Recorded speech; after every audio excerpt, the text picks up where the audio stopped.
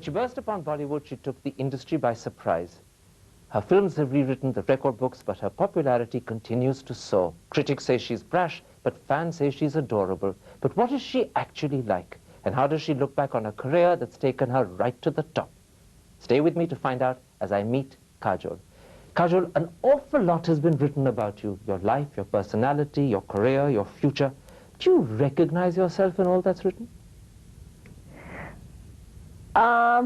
Yes, I do catch glimpses of myself, but I wouldn't say that I can really see myself. It's not a mirror image of what I actually am. No. Okay, let's see how true it is. People say she is brash, she doesn't suffer fools kindly. Well, that's definitely true, but I'd say that of all intelligent people who have a lot of self-respect, that they do not suffer fools kindly. Are you immodest? Completely. With a lot to be immodest about. Well, I think that I have been given a sense of my own worth, and I do know what I am like, so I know my limits, yes, but I also know what I am capable of. And I don't think most people realize what they are capable of. I've also been told that she has a very short fuse and she can blow her top very quickly. Depends on my mood at that point of time. And I've been told that she hates giving interviews. I do. I really hate it. Not because of anything else, but I think just the fact is that I feel it's a very, very boring thing to do. I really do. I mean, you just go on, and I've been doing it for so many years. I mean, you get interviews, you get all these people coming up to you, and you're like, you know, tell us about yourself. And then you sit, and you have to go into raptures about yourself. I mean, I think it's the most boring thing to do, to keep talking about yourself for God knows how many years. Because you find it embarrassing to do it, or because actually you think there are more interesting things to talk about? Yes, I do think. I mean, I think that it limits a conversation to a great deal if the person opposite you only wants to talk about himself. Don't you think so? Well, I want very much to talk to you about yourself, but I promise I won't go on and on. Let me begin at the beginning. You were born in 1974. Your mother, Tanuja, was an actress. Your father, Shomu Mukherjee, a producer. What sort of childhood was it? I had actually a great childhood. I mean, I had a ball when I was a kid. We were like 6 cousins together, and I mean, my mom's brother and my mom's sister, they both had 2 kids each, and we lived pretty close by. I mean, we had just adjoining buildings. So 6 of us were like, we were a group, we were a gang, and we kind of wreaked havoc on the rest of the society while doing it. So you were terrors as little children? Yeah, we were horrible. I mean, but I wouldn't say we were brats, but I'd say that our parents at least loved us. They weren't like ready to put us into the mental asylum as yet. I gather that your father thought when you were about to be born that you were going to be a reincarnation of the mother he'd just lost. Well, yes, he does believe it actually. He believes that I am somewhere down the line, you know, a kind of carbon copy of his mother, and I think a lot of incidents during my childhood sort of seem to prove it to him more than anything else. Has it proved it to you? I don't know. I'm not sure whether I'd like to be, I'm not sure whether I prefer somebody else's identity or my own. You want to be yourself? I want to be myself, yeah. Okay, but you almost ended up with one of the strangest of names. I believe he was very fond of cars, and he wanted to name you after one of his favorites. He wanted to name me Mercedes. I couldn't believe that. I was like, come on, Dad, how could you have named me Mercedes? That's the name of a car company. I mean, whenever you called me, the driver would probably bring out the car or something like that, you know. He was like, no, I really wanted to name you Mercedes. I really thought that was such a cool name. I was like, well, I'm really happy that you didn't choose my name. You may have escaped Mercedes, but you ended up with a whole range of nicknames. I mean, I think you're called Cads, Cadzo, Cadsbury. Yeah, a lot of, I think, like Gajar, Mooli, all that also along with it. It sounds like a childhood where you had an awful lot of love. Were you spoiled? No, I wasn't. I was loved, yes, but I wouldn't say I was spoiled. Because your parents made it very clear to you, so far, but no further. Very true. I mean, my mom did not believe in the saying that spare the rod and, spoil the child. So she was pretty strict about it. I think I got beaten up by everything, including badminton rackets, dishes. I've had quite a few things thrown at me, you know. How old were you when your parents split? I don't really remember, actually. That's one thing that, I mean, if I can have a conscious memory, I would say that it was that they had already split. And it actually, in my mind, they were two different people. I mean, yes, they were my parents always. I mean, I could never do something like play one up against the other. That was something that was completely like a no-no. And I could never do it. I mean, they always knew. I mean, they seemed to have eyes at the backs of their head. They always knew.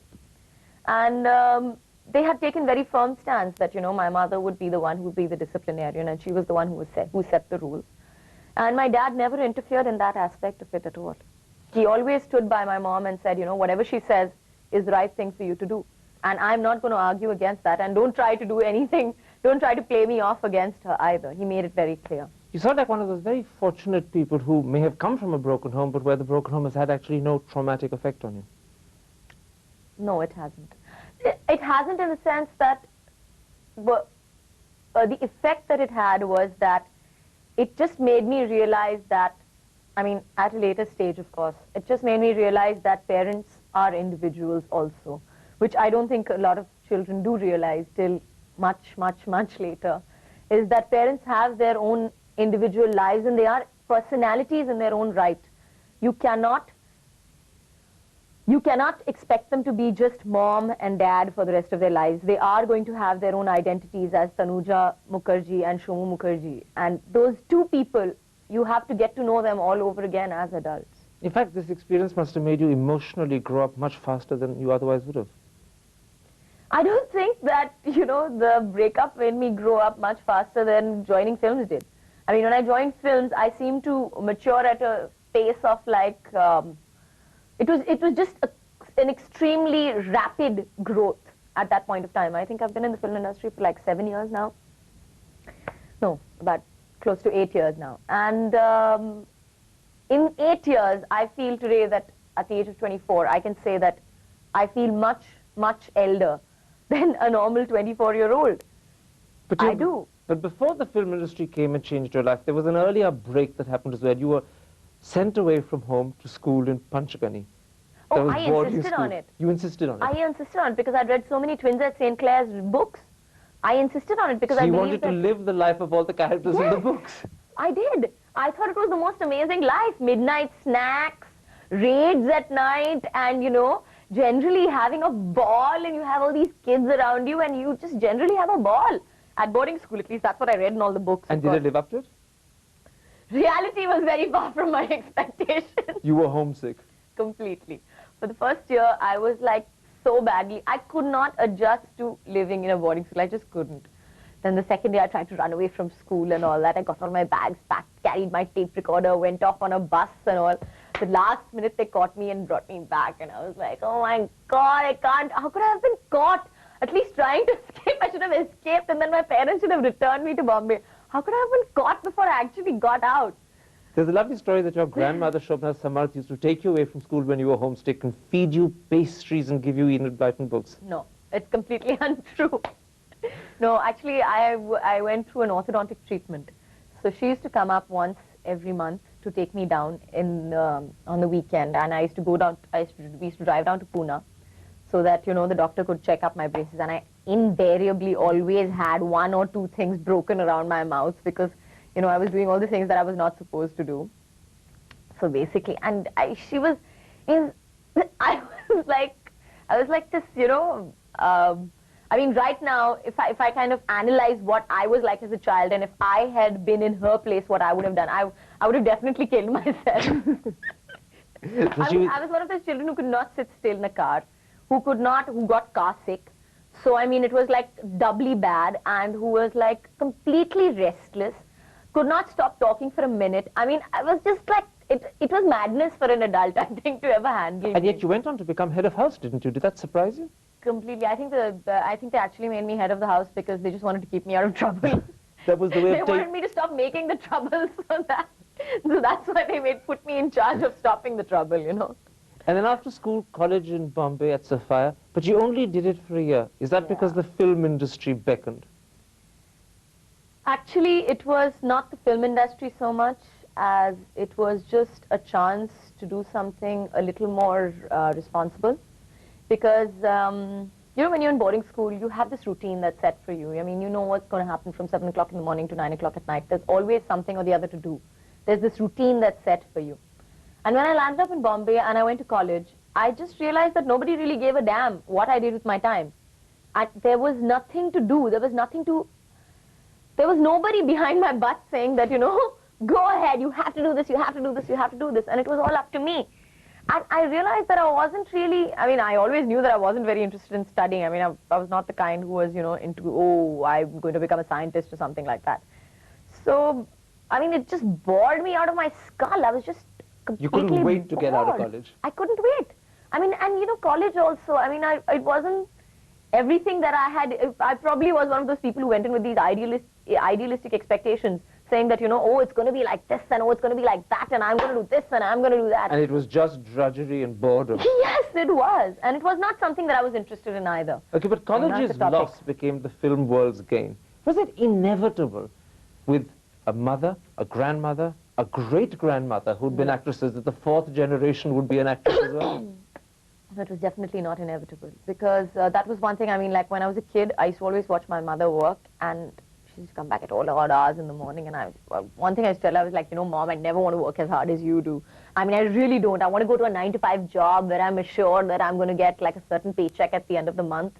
And I want something steady. I want something that, you know, I'm going to be sure that it's going to be there, whatever happens, unless it's by my own hand that I destroy it.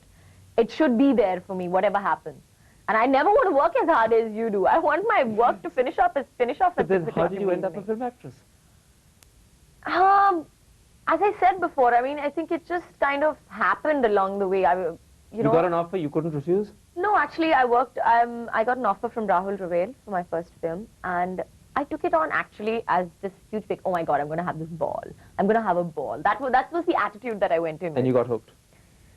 Not really. It kind of came along. I mean, okay, one film got over, and then, you know, I was offered a second film, and I was like, shit, that's interesting. Why don't I do that? Why don't I try that? Maybe it could be different. And I did. And then a third one, and then the fourth one. And then you had a hit, and you couldn't stop.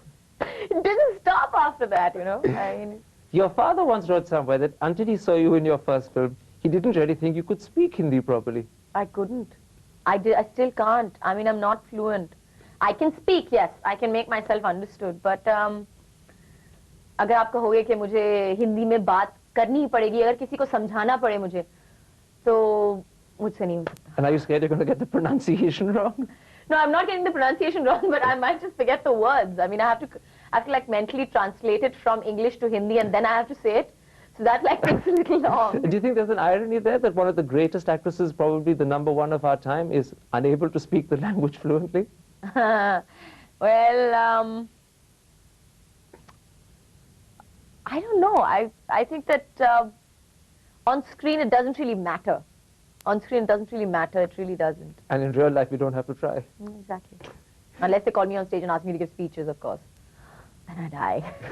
Kajol, I'm going to take a quick break there. I want to continue in part 2 and talk to you more specifically about your career as an actress. We'll be back in just a couple of moments. Stay with us.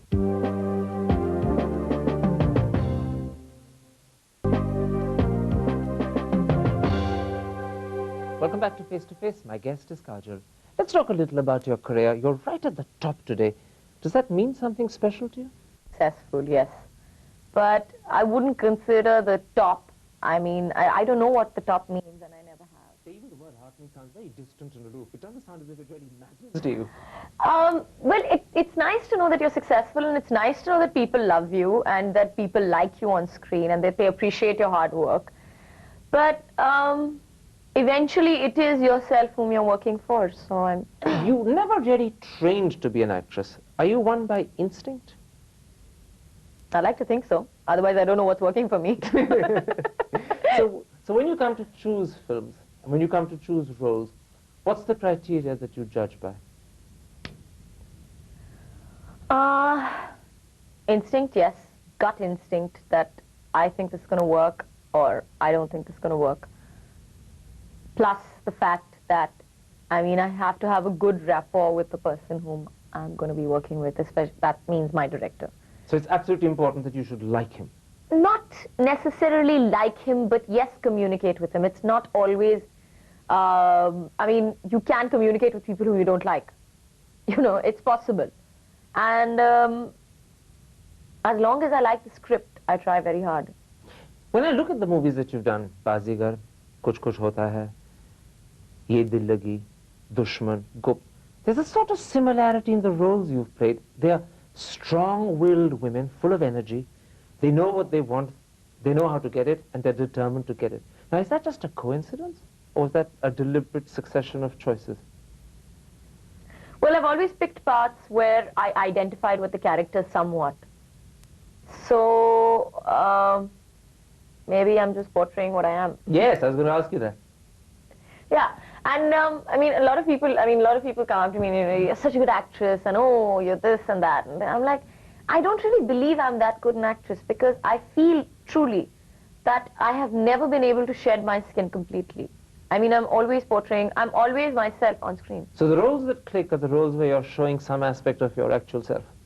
Mostly. Most aspects of my actual self. No, I mean, whatever I play on screen, I make it look like a part of my body, and it is comfortable. I have to be comfortable with what I'm doing, otherwise I don't do it. But the great exception was Dilwale Dulhania. There you play a very conventional, ideal bride. And that movie was perhaps one of the greatest hits. How do you explain that? I don't think that she is a very conventional, traditional bride in the film. She was a person who had grown up with just this idea. I would say that she was not a very, it's like a bud, you know. She had not really seen the other side to appreciate it. I would say that's what she was like, more like Sleeping Beauty, you know. Like you said, a bud that was waiting to bloom. Yeah, kind of. Why do you think that movie was such an incredible hit? I think it's just that people just liked the character. People just liked the thought of this girl who would, and this boy. They fell in love with these two characters, and they fell in love with their whole love story. It got you your first Filmfare Award. Was that a special moment? Not really. I mean, I'm not that, I have not, I wanted it definitely, but I wouldn't say that my world would have come crashing down if I hadn't gotten it.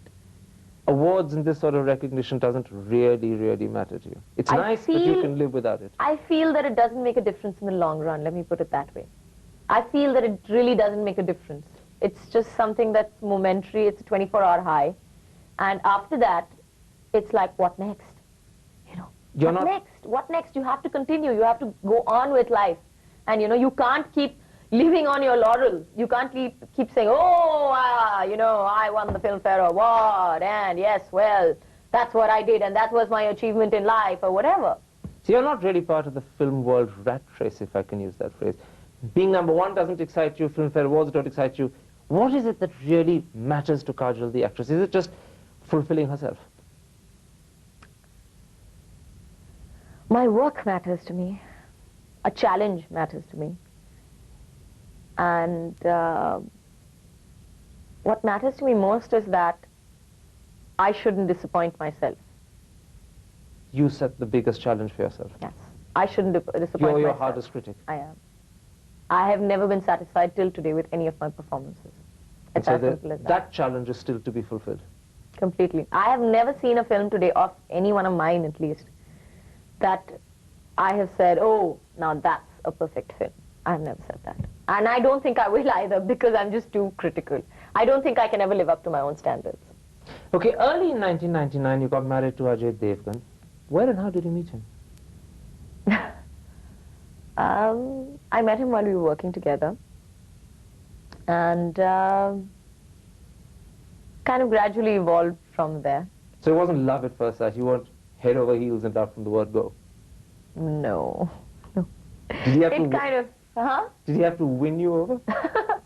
I think it was a little bit of both. I mean, you know, happens both ways. You have to win each other over. The magazines say that you're about as different as two people can be. They say you're tempestuous and bubbly. He's cool, calm, collected, strong and silent. Completely true. But what they forget to mention is that there are two sides to every person. And it also matters what you need. And I probably need the strong, silent type, and he probably needs the bubbly, tempestuous person.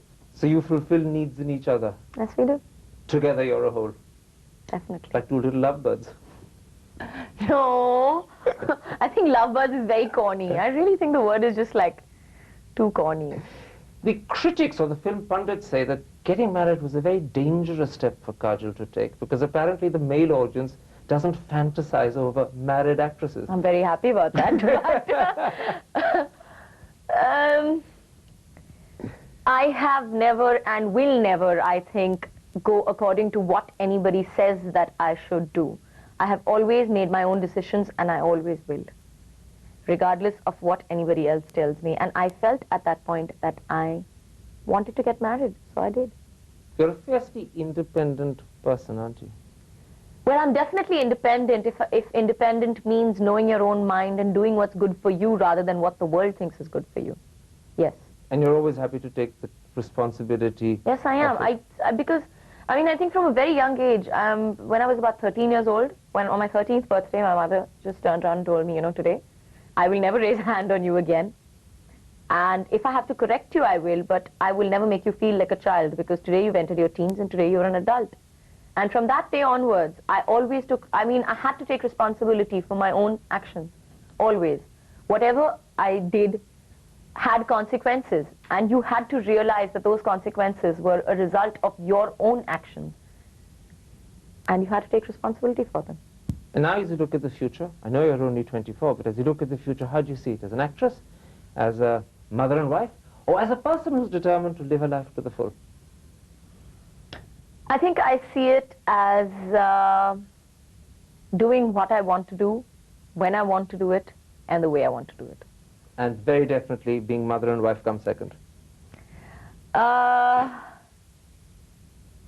don't know, I quite enjoy the idea of being a mother and I love the idea of being a wife, and I love my husband very much. So You I want think to be it's a mother great. too. I will. But being actress is number 3. Being an actress is, yes, a part of me, but it is a part, not, I would say, not even 50% of me. By no means the whole. No, by no means. Kajol, thank you very much for a wonderful interview. Thank you.